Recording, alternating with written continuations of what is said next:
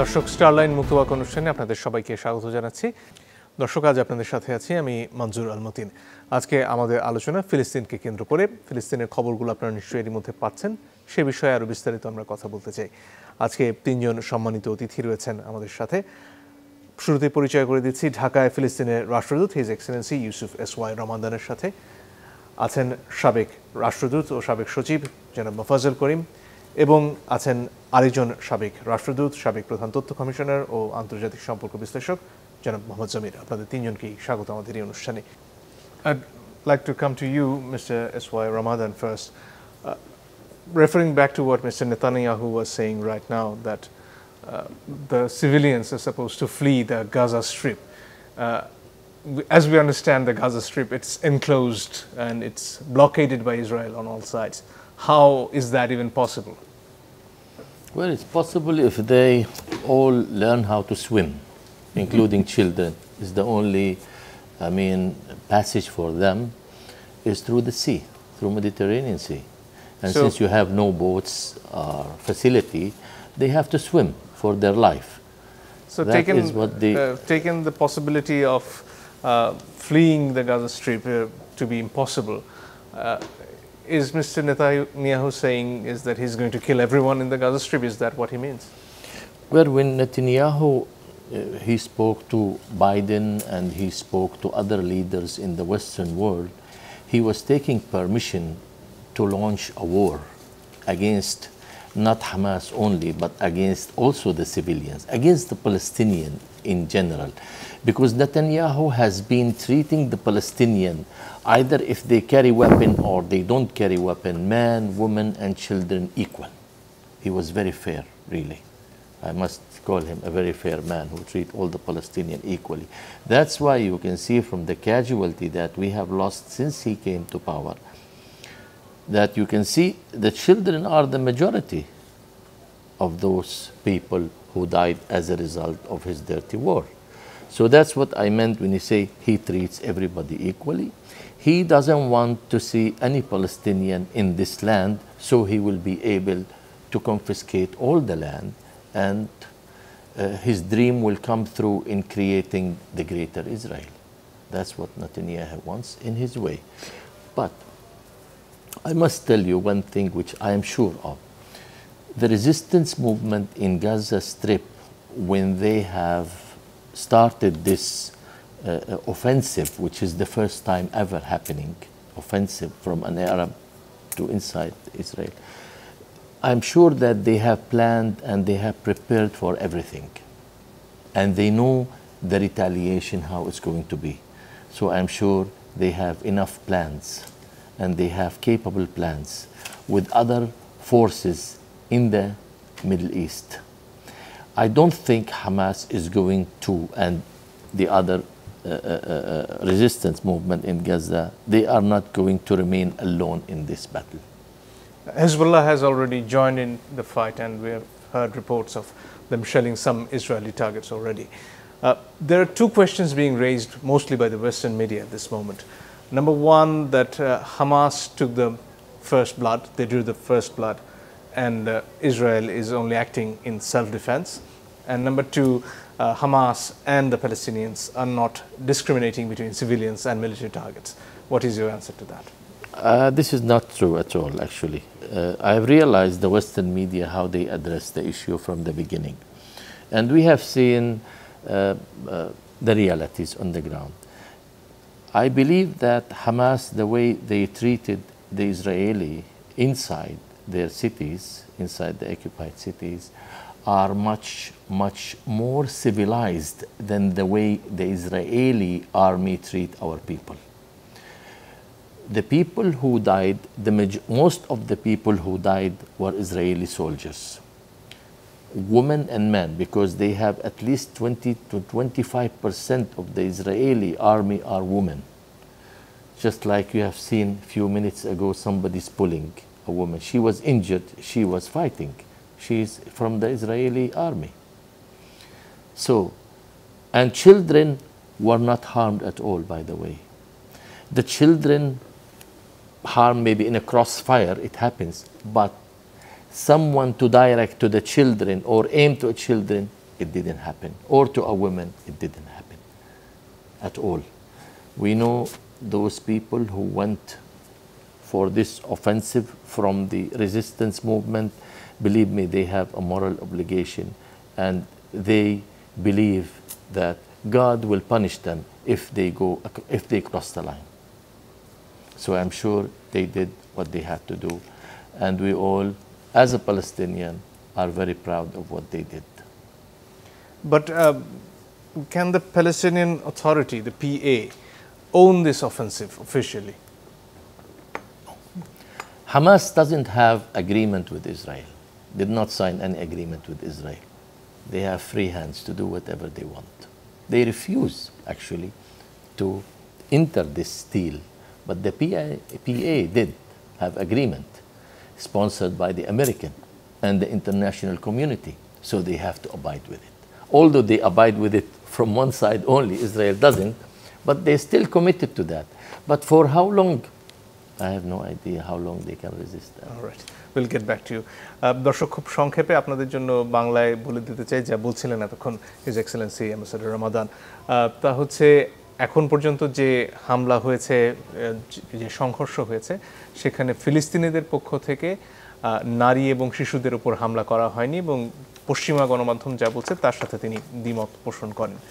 এবং যেটা Benjamin Netanyahu বলছিলেন যে হামাসে এবং গাজা স্ট্রিপে যেসব বেসামরিক নাগরিক রয়েছেন তারা যাতে পালিয়ে যান, কারণ তারা ধ্বংস করে দেবেন পুরো এলাকা। অ্যাম্বাসেডর বলছিলেন যে সেখান থেকে আসলে সাঁতরে পালিয়ে যাওয়া ছাড়া পালিয়ে যাওয়ার কোনো উপায় নেই, এবং সেখানে অবশ্যই নারী, শিশু, বৃদ্ধরা রয়েছেন। ফলে যে হুমকি দেওয়া হচ্ছে সেটা আসলে পুরো গাজা স্ট্রিপে বসবাসরত সবাইকে হত্যার হুমকি। ফিরে আসবো আমাদের বাকি দুই অতিথির কাছে। শুরুতেই অ্যাম্বাসেডর মোহাম্মদ জমির আপনার কাছে আসতে চাই। আপনি কিভাবে দেখছেন এই পুরো ঘটনাকে? এবং এখন পর্যন্ত ভারত তাদের অবস্থান জানিয়েছে, তারা ইসরায়েলের পাশে আছে। মার্কিন যুক্তরাষ্ট্র বরাবরই ইসরায়েলের পাশে আছে। অন্যদিকে ইরানের অবস্থান বা অন্যান্য কিছু হিজবুল্লাহদের লেবাননে আমরা সহায়তা করতে দেখেছি ইসরায়েলিদের। বৈশ্বিক মেরুকরণটা কেমন হচ্ছে এইবারের এই সংঘাতকে কেন্দ্র করে? ধন্যবাদ। মাননীয় রাষ্ট্রদূত ফিলিস্তিনের উনি এতক্ষণ যে বলছিলেন খুব ভালো বলছিলেন। আমি কিছু কিছু জায়গায় ইংরেজি বলবো, উনি বুঝতে পারেন, কোনো কোনো জায়গায় বাংলা বলবো আমি। I speak in some areas in English, some areas in so that you can understand.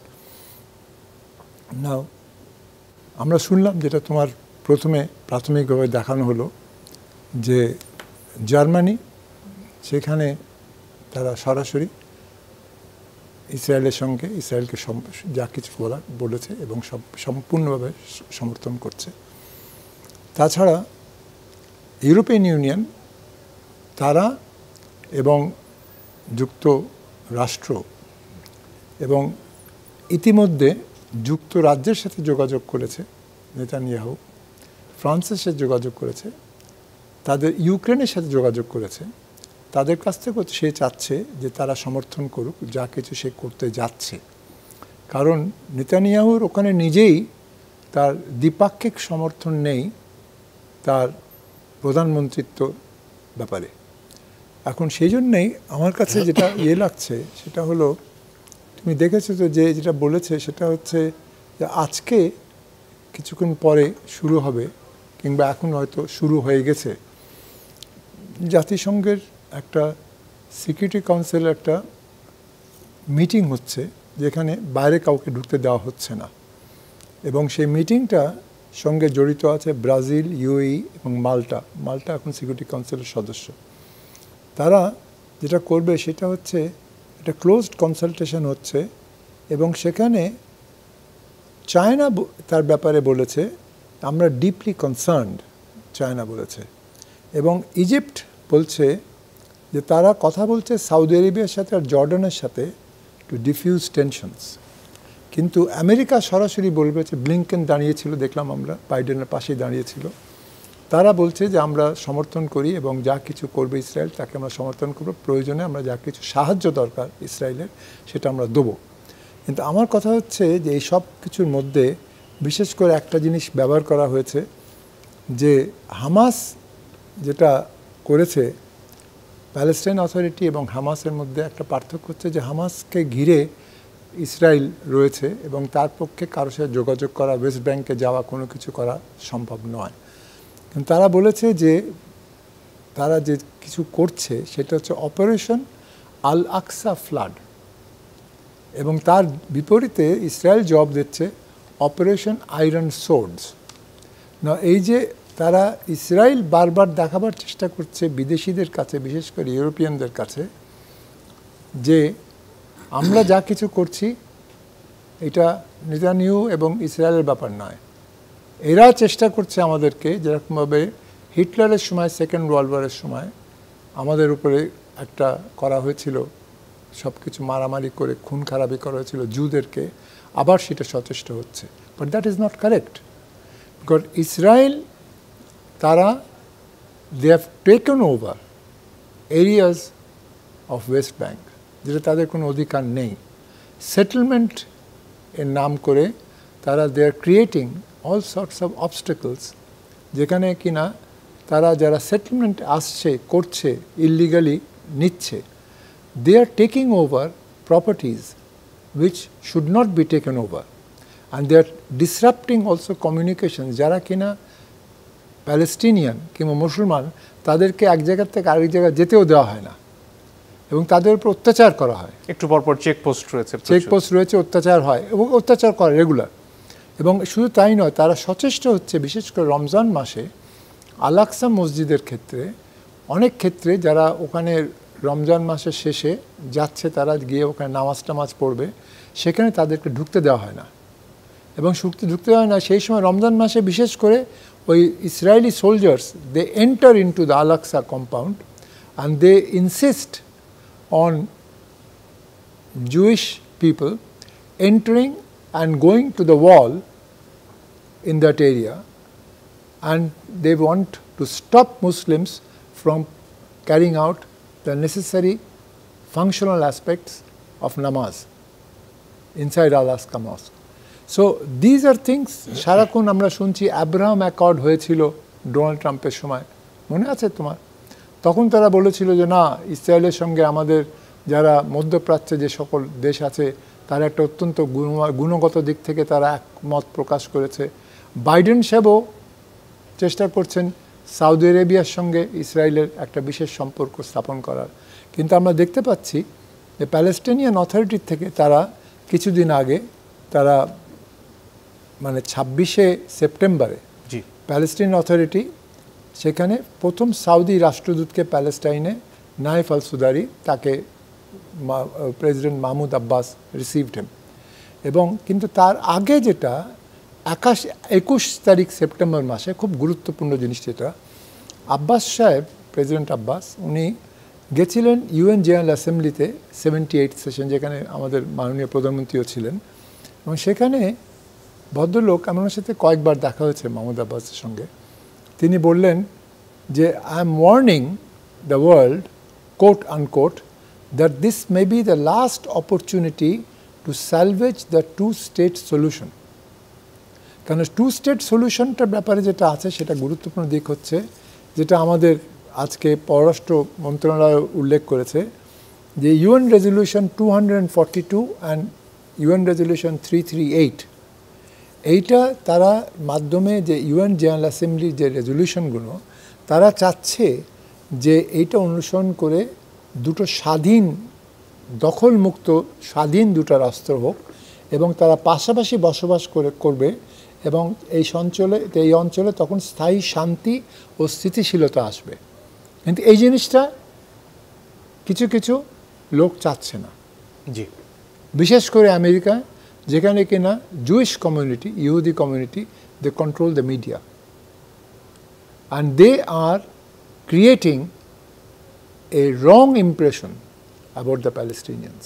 জি, ধন্যবাদ। ফিরবো আপনার কাছে আবারও। অ্যাম্বাসেডর মোফাজ্জল করিম, আপনার কাছে পর্যায়ে আসতে চাই। এই যে এখনকার যে সংঘাতের খবর আমরা পাচ্ছি এবং তাতে যে পাল্টা হুমকিটা দেয়া হচ্ছে ইসরায়েলের তরফ থেকে, এবং বারবার ঘুরে ফিরে এই প্রশ্ন আসে, কেবলমাত্র ইসরায়েলেরই কি আত্মরক্ষার অধিকার, প্যালেস্টিনিয়ানদের কি নিজেদের আত্মরক্ষার কোনো অধিকার নেই? এবং বৈশ্বিক মেরুকরণটা এই পর্যায়ে থেকে যায় কেন সবসময়? ধন্যবাদ। আমরা তো দীর্ঘদিন যাবৎ সেই দ্বিতীয় বিশ্বযুদ্ধের পরে থেকেই আমরা এই প্যালেস্টাইনের সঙ্গে ইসরায়েলের এই বৈরী সম্পর্ক এবং এর ফলশ্রুতি হিসাবে খণ্ডযুদ্ধ, কখনো বড় বড় যুদ্ধ, 67 সালে তো একদিকে মুসলিম বিশ্ব, আরেকদিকে Israel backed by United States ইত্যাদি দেখেছি। কিন্তু একটা জিনিস আমি মনে করি, এটাকে প্রলম্বিত হতে দেওয়া হচ্ছে, কিন্তু এটাকে শেষ করতে দেওয়ার সদিচ্ছা কোনো বড় বৃহৎ শক্তির নাই। They don't want that it should stop and stop forever. কিন্তু তাতে কি লাভ? তাদের লাভ হচ্ছে ওই যেটা একটু আগে উল্লেখ করেছেন জমির, যে আমেরিকাতে জু কমিউনিটি যেটা, সেটা শুধু তাদের মিডিয়া নয়, ওখানকার ব্যবসা বাণিজ্য, শিল্প, কলকারখানা ইত্যাদি অনেক কিছু তারা অর্থনৈতিক কাঠামো পুরোপুরি আর কি তারা নিয়ন্ত্রণ করে।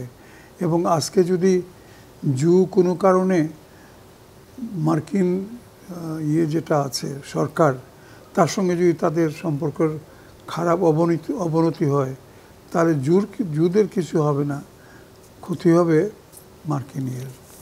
কিন্তু এটাকে ডোনাল্ড ট্রাম্প যেভাবে দেখেছেন, তার আগের প্রেসিডেন্টরা যেভাবে দেখেছেন, বর্তমান প্রেসিডেন্ট জো বাইডেনের ঠিক একইভাবে দেখছেন। মাঝখানে ক্ষতিটা হচ্ছে কি, এই সম্পর্কটা যেটা এত তিক্ত সম্পর্ক, এর উন্নতির কোনো লক্ষণ দেখা যায় না। অতি সম্প্রতি যখন মার্কিন যুক্তরাষ্ট্র সৌদি আরবিয়াকে প্রণোদিত করলো, এক ধরনের প্রণোদনা দিয়ে বা এক ধরনের লাইনে নিয়ে আসলো, যে যুদ্ধ এমনভাবে কথাবার্তা বলল, মনে হচ্ছিল যেন তারা সত্যি শান্তি চায় এবং তারা চায় বিবদমান দুইটা দলের মধ্যে একটা স্থায়ী সম্পর্ক স্থাপিত হোক। এবং বিশ্ববাসীও আমার মনে হয় কিছুটা আশান্বিত হয়েছিল যে হ্যাঁ, মার্কিন যুক্তরাষ্ট্রের চেষ্টার ফলে সৌদি আরব এবং ইসরায়েলের মধ্যে একটা সম্পর্ক স্থাপিত হবে, যেমন করে এর আগে মধ্যপ্রাচ্যের দুই একটা আরব দেশের সঙ্গে হয়েছে।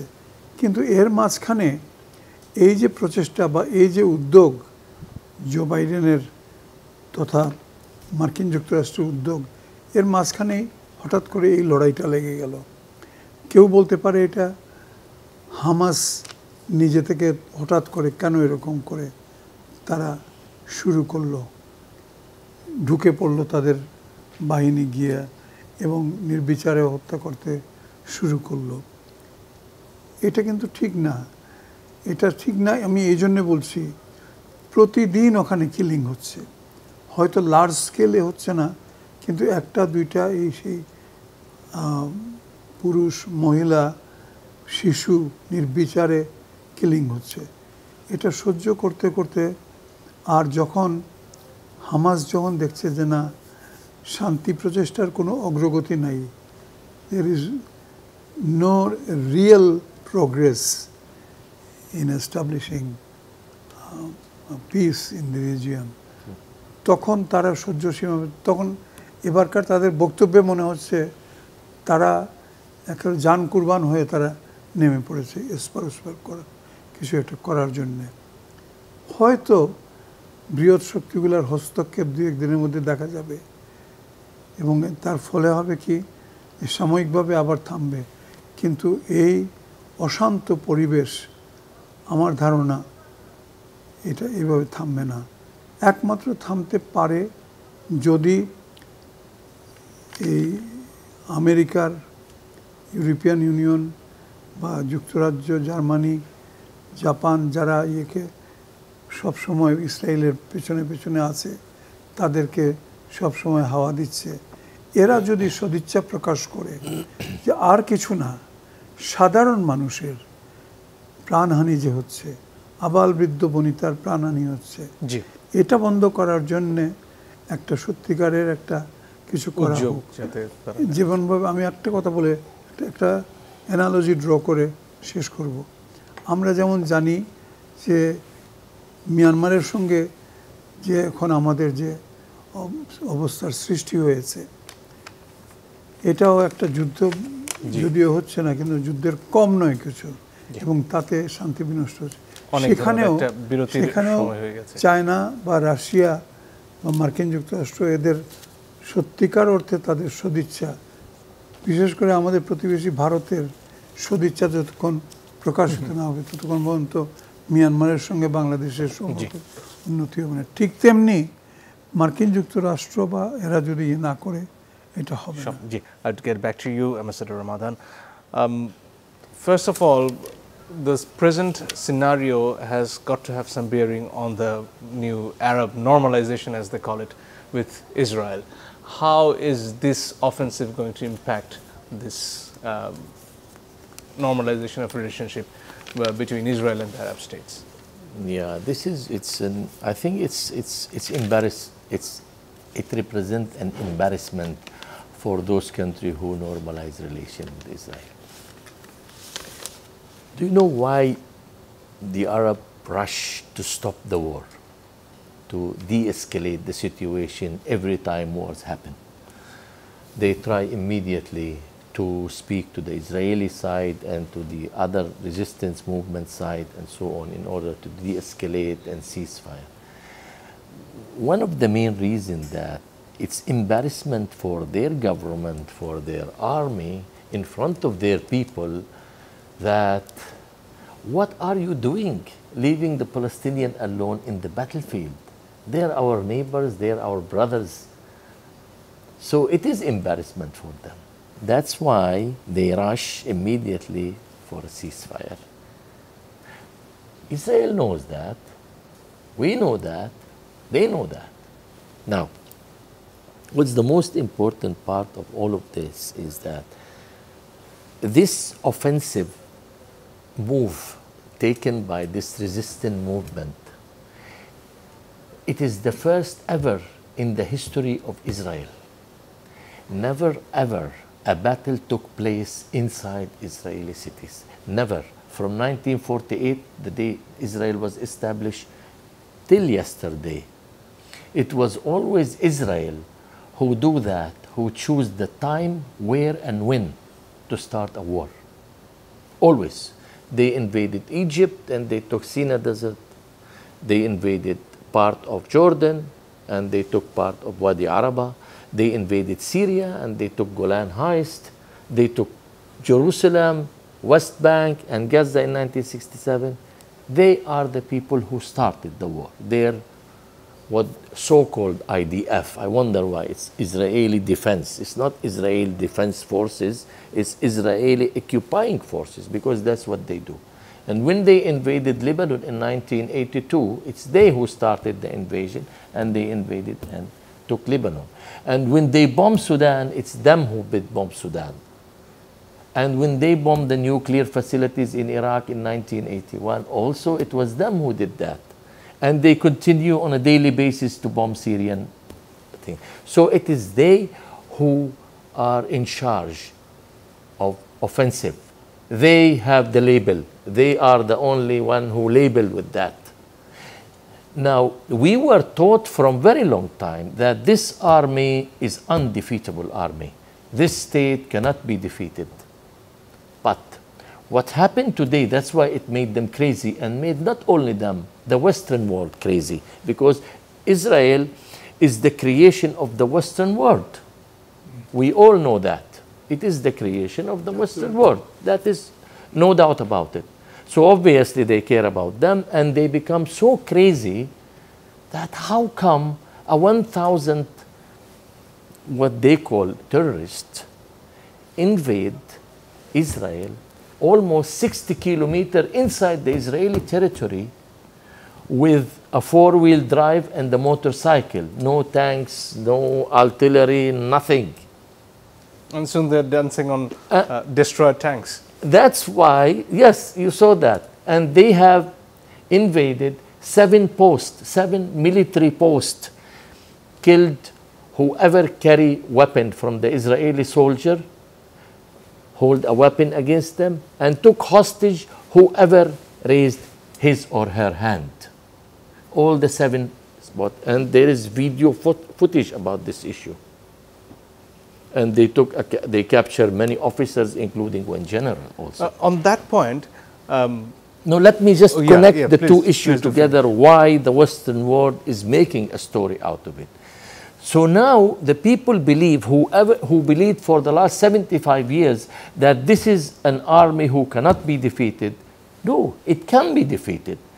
1,000 men for 12 hours, Israel was completely paralyzed and naked. So can you imagine of the Arab soldiers, millions and millions of soldiers in the surrounding area? What will happen? Fighting Israel inside the territory, it proves that this is the dead point of Israel itself. Israel cannot fight inside their territory. Why? Because they wanted to protect their civilians. They cannot use tanks. They cannot use air. It has to be soldier to soldier. And the difference between their soldier and our soldier is big. Their soldier, they have compulsory to serve 2 years in the army. They want to serve, finish the 2 years, and he wants to go back to his girlfriend in Tel Aviv. Ours, they go, they want to die. They want to be shaheed. So that's the difference. But then he wants to because he has to serve 2 years. But we believe this is our territory, it's our land, it's the land of our children, it has to be liberated and given back to us. So we have obligation. They don't. I was wondering about the prisoners of wars. Hamas has been saying that they would trade them in exchange of every Palestinian held prisoner inside Israel. How and when might that happen? Well, that will take time. Definitely will take time, because otherwise it will show Israel is weak, and that's what the Israeli doesn't want to show. They don't want to show their weakness. But does that mean that Hamas is thinking of a ceasefire and negotiation sometime soon? Either it's either before or after the ceasefire, if Israel is ready to accept Hamas conditions. But when Hamas decide, because Hamas is captured those people, so they decide when to negotiate and when to make the trade. But the Gaza Strip is a tiny place, isn't it? And Israel is threatening to invade it with its reserve forces and all its might.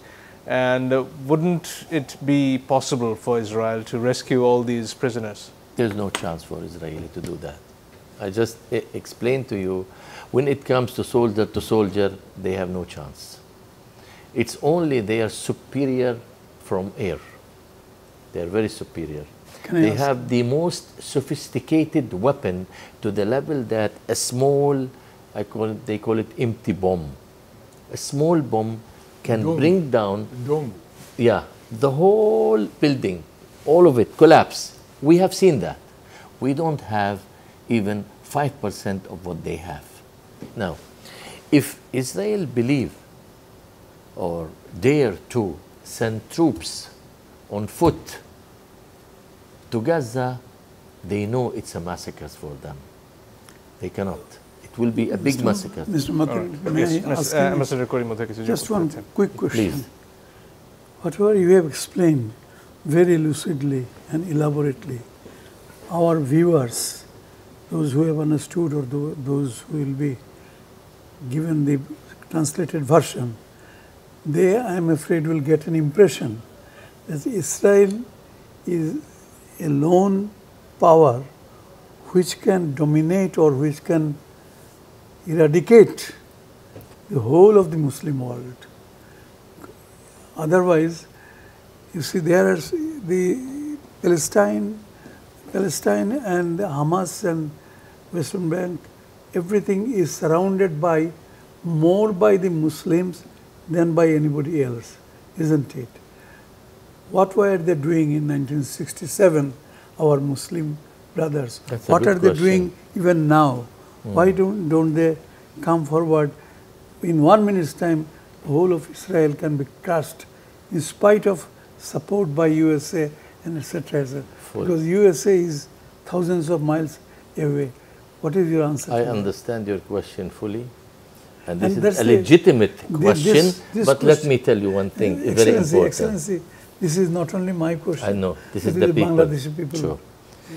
The Arab world does not have the will, or the Arab government does not have the will to fight. Because you cannot fight unless if you have the will and the determination, and none of them has. None. Okay, the people has. Governments and army, they don't. That's why I was explaining to you that we were injected by this idea that no one can defeat this army. No one. But look what happens in 2006 in South Lebanon. We all have seen the war between Hezbollah and also the same resistance movement. Look what happened to them. They were also defeated. The Israelis were defeated. And look what happened yesterday. 1,000 soldiers, okay, not as much trained as their soldier, they were able with their motorbike and four-wheel drive to reach 60 kilometers inside and occupy the occupying power of 25 cities. It's a proof in front of everybody. But those 1,000, they had the will to fight, and they were willing to sacrifice their life for what they believe in. Now, how many people from the Arab world and the Muslim world are willing to do that? This is the question. May I add something? May I recap what you said? You run the show. In a very few words for our viewers in Bangla. যেটা এতক্ষণ ambassador রমাদান বলছিলেন যে ইতিহাসেই প্রথমবারের মতো ইসরায়েলের ভূখণ্ডের ভেতরে ফিলিস্তিনিরা আক্রমণ করতে পেরেছেন এবং সেখানে মাত্র 1000 সৈন্য নিয়ে তারা যেটা করতে পেরেছেন তারা প্রায় 60 কিলোমিটার ভেতর পর্যন্ত পৌঁছে গেছেন এবং এখন যে প্রতিশোধ নেওয়ার ঘোষণা ইসরায়েলের পক্ষ থেকে দেয়া হচ্ছে অ্যাম্বাসেডর রমাদান বলছেন সেটা অত সহজ হবে না কারণ যখন সামনাসামনি মুখোমুখি যুদ্ধের প্রশ্ন আসে একজন ইসরায়েলি সৈন্য এবং একজন ফিলিস্তিনি সৈন্যের মধ্যে তফাৎ হচ্ছে এই একজন 2 বছরের জন্য সেখানে কাজ করতে আসেন তার ফিরে যাওয়ার তাড়া থাকে তার স্বাভাবিক জীবনে কারণ ইসরায়েলে বাধ্যতামূলকভাবে সেনাবাহিনীতে যোগ দিতে হয় আর ফিলিস্তিনিরা তাদের মাতৃভূমির জন্য স্বাধীনতার জন্য লড়াই করছেন এবং তারা মৃত্যুর জন্য প্রস্তুত অ্যাম্বাসেডর জমির আপনার কাছে ফিরে আসি নিশ্চয়ই এই বিষয়গুলো বলবেন আপনি এছাড়াও আমরা এর আগের যে প্রজন্ম দেখেছি ফিলিস্তিনে তাদের ব্যর্থতার কথাও যেমন রয়েছে এর পাশাপাশি নতুন যে প্রজন্ম এসেছে যাদেরকে বিভিন্ন গণমাধ্যম নিউ রেজিস্ট্যান্স নামে বলছে যাদের বয়স এখন হয়তো 18-19 বছর এবং তারা এই কথা হয়তো মেনে নিতে রাজি নয় যে ইসরায়েলকে হারিয়ে দেওয়া সম্ভব নয় তারাই কি আসলে এই নতুন লড়াইয়ের শক্তি না সেটা লড়াইয়ের শক্তি বলে না আমি যেটা বলছি সেটা হচ্ছে যে উই হ্যাভ টু রিমেম্বার যে যা কিছু ঘটনা ঘটছে তার সঙ্গে যারা বিদেশি লোকজন আছে আমি বলছি না মধ্যপ্রাচ্যের যত বিভিন্ন দেশ তাই নয় কিন্তু তুমি একটা জিনিস দেখো যে বিভিন্ন ক্ষেত্রে যে জাতীয় স্বার্থটাকে মধ্যপ্রাচ্যের দেশগুলো তারা they specialise on that for example তেল কত দাম হবে কত দামে ক্রুড অয়েল কত মিলিয়ন ব্যারেল বেরোবে সেটা সিদ্ধান্ত নিচ্ছে যারা ওপেক প্লাস যেটা সেটা you will see that to a great extent it is also controlled in an indirect manner by USA. দ্বিতীয় হচ্ছে see what is happening in Yemen where Aramco and others are playing a role. Oman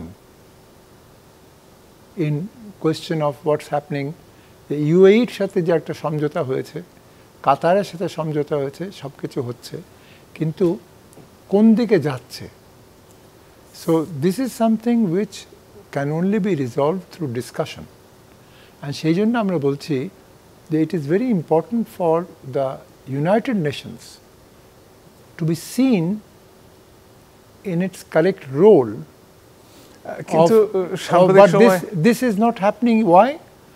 Because the only reason is the Security Council has 5 veto wielding powers, and we have already seen what's happening, because we have seen what's happening with the repatriation of Rohingyas back to Myanmar.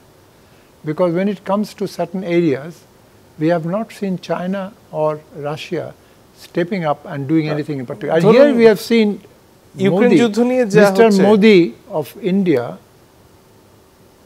going one step forward. Ukraine যুদ্ধ নিয়ে যে অভিজ্ঞতা বিশ্ববাসীর, তারপরে কি জাতিসংঘের কাছে আসলে আশা করার কিছু আছে? না, আমার কথা জাতিসংঘ বলে না, তোমাদের মনে রাখতে হবে একটা, সেটা হচ্ছে যে very important people are involved because by marriage they are associated with the Jewish community.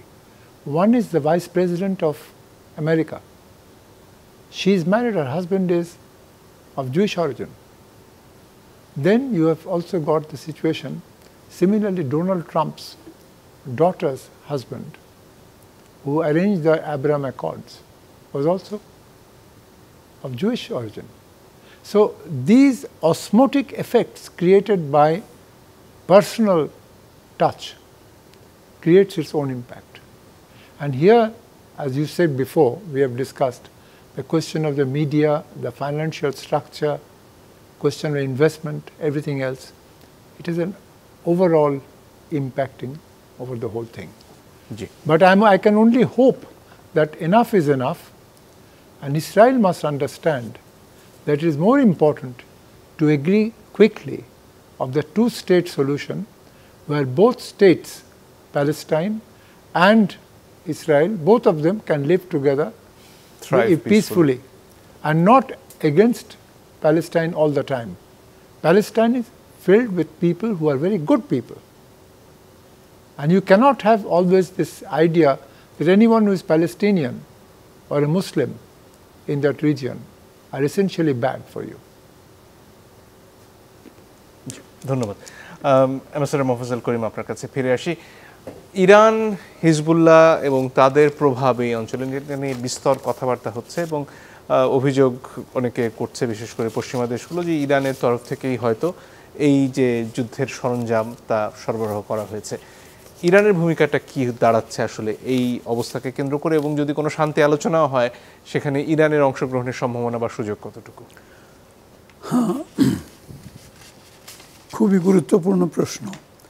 আমি মনে করি ইরান এবং প্যালেস্টাইন যেভাবে মোটামুটি একই চিন্তায় আগাচ্ছে, আর কোনো মধ্যপ্রাচ্যের কোনো মুসলিম দেশ সেরকম আন্তরিকতার সঙ্গে আসছে না। যদি আসতো তাহলে আমার মতে, if all the Muslim countries around, if they had joined together and unitedly face the problem, then why USA? None can, stop it. True. But this is the first requirement, that there should be Islamic unity, as simple as that, of particularly of the OIC countries. সেখানে তো প্রশ্ন থেকে যায় যে সুন্নি মুসলমানদের ঐক্য নাকি শিয়া মুসলমানদের ঐক্য, নাকি আদৌ এই এতগুলো ভাগ নিয়ে কোনো ঐক্য সম্ভব? না, আমি শুধু ইরানের কথা বলছি না, আমি ইরানের নিজস্ব সমস্যা আছে, আমরা জানি, ঠিক আছে, শিয়া সুন্নি ইত্যাদি, এবং কি সরকার তাদেরকে কোথায় নিয়ে যাচ্ছে আছে। কিন্তু what about the other countries other than Iran? There are a lot of Middle East countries who are capable financially, economically, and to a large extent diplomatically also. I can cite at least one example of Saudi Arabia. What is the real role of Saudi Arabia in helping Palestine or Hamas, or making them at least prepared to face boldly these people, but they are not doing it. Getting back to you, Your Excellency, Mr. Ramadan, what is the ground reality at this moment in Gaza? We have heard news of indiscriminate bombardments and hospitals even being targeted. What is happening right now? Before I answer your question, I just want to remind His Excellency that in 1967, one pilot, Captain Azam, Bangladeshi, he shot down 4 Israeli planes, while the Arab pilots were falling one after the others. And they are using the same. They were using MiG-17 and MiG-19 at that time only. And he was able to shoot down 4 planes in one battle or several battlefields. Why? Because he had the will and the determination and the commitment to do that. 4, who came 4,000 miles away to fight for this. Many examples, how the Lebanese resistance movement were able to liberate Lebanon. Was it through negotiation? No. But even today, there has been again fighting on the border between Lebanon and Israel. There have been shooting and there have been... Yeah, but this doesn't work. It works if it's in a full scale. Yes. It doesn't work like throw a few shells here and there. It doesn't. Anyway, about the situation now, when the resistance movement sent yesterday 6:30 in the morning, their local time, about 1,000 troops, they were able to liberate or conquer or control 25 cities. Within like 12-hour time, almost 800 people came back. Okay, after they finished, they came back, and they was holding only 5 or 6 cities under their control, and left behind about 200 to 300. We don't sure exactly how many, but there was at least 200 to 300 forces were there. And from yesterday till today, yesterday the casualty on the Israeli side were 270 people. Today, as a result of this fighting, it's 658, and maybe it's crossed 700. Maybe you have crossed 700.